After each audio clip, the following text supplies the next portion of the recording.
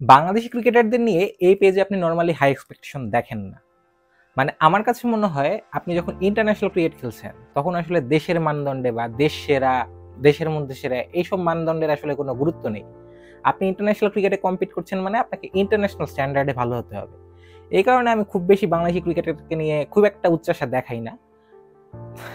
কিন্তু নাহিদ রানাকে নিয়ে আমি সম্প্রতি উচ্চাসা দেখাচ্ছি, সেটা আপনি হয়তোবা খেয়াল করেছেন। তাকে নিয়ে এর আগেও একটা ভিডিও করেছি, না আগে দেখে থাকলে দেখে নেবেন। আর এই ভিডিওটা করছি মূলত নাহিদ রানার আসলে পেস নিয়ে, যেটা নিয়ে তিনি আসলে পুরো দুনিয়াকে মাত করে দিয়েছেন বলা যায়।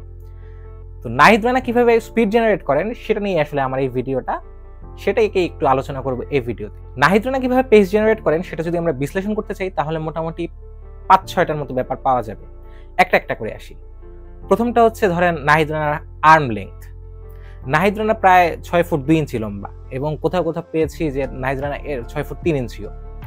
এবং এত লম্বা হওয়ার কারণে নাহিদ রানার হাতটাও বেশ লম্বা, মানে আমার তো মাঝে মাঝে মনে হয় নাহিদ রানা হাতও ছুঁয়ে ফেলবেন নাকি হাত দিয়ে।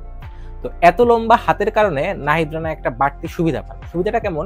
আমরা যখন বল করি তখন আমাদের এই যে কাঁধ বা শোল্ডার জয়েন্টটা, সেটা আসলে একটা লেভারের মতো কাজ করে।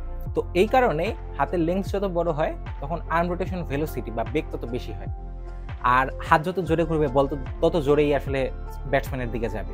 তো এটা হচ্ছে 1 নম্বর ফ্যাক্টর। সেকেন্ড ফ্যাক্টরটা হচ্ছে তার এলবোর হাইপার মোবিলিটি। নাহিদ রানা যে স্পেশাল সেটা আমি মূলত বুঝেছিলাম তাই এই এলবোর হাইপার মোবিলিটি দেখি। হাইপার মোবিলিটি আসলে কিছুই না, আমরা নর্মাল মানুষ হাতকে যতটুকু ঘোরাতে পারি নাহিদ রানা ঘোরাতে পারেন তার চেয়ে একটু বেশি। জাসপ্রীত বুমরা, আমাদের মোস্তাফিজ, তাদের এলবোতেও হাইপার মোবিলিটি আছে। তো এক্ষেত্রে যেটা হয়, মানে মোস্তাফিজ যেমন তার কাটারে বাড়তি একটা রেফ ক্রিয়েট করতে পারেন এই হাইপার মোবিলিটির জন্য, আবার জাসপ্রীত বুমরা একটা অ্যাঙ্গেল ক্রিয়েট করতে পারেন। তবে নাহিদ রানার সঙ্গে সবচেয়ে ভালো মিল পাওয়া যায় এই ক্ষেত্রে শোয়েব আখতারের। হাইপার মোবিলিটি থাকলে যেটা হয়, নর্মালি যখন আমরা বল করি তখন আমাদের কাঁধ, কনুই আর কবজি একই সরলরেখায় থাকে। কিন্তু যাদের হাইপার মোবিলিটি আছে তাদের ক্ষেত্রে যেটা হয় যে তাদের এলবোতে অ্যাঙ্গেল ক্রিয়েট হয় আর্ম রোটেশনের সময়। একদম শেষ মুহূর্তে এসে বল রিলিজের আগে আর্ম স্ট্রেইট হয়। এটা কিন্তু চাকিং না, এটা একটা গড গিফটেড অ্যাডভান্টেজ, যে কারণে নাহিদ রানা কিছুটা বাড়তি গতি পান। নাহিদ রানার গতির 3 নম্বর ফ্যাক্টরটাকে বলা যাবে delayed bowling arm. Front foot কন্ট্যাক্টে মার্কুডের ডান হাত খেয়াল করুন, শোল্ডার লেভেলের চাইতে কত নিচে। বিশ্বের প্রায় সব গতি তারকার ক্ষেত্রেই এই ব্যাপারটা কমন। কুইক আর্ম রোটেশন করতে পারার একটা ইন্ডিকেশন। নাহিদ রানার বোলিংয়েও এই গুণটা দেখা যায়।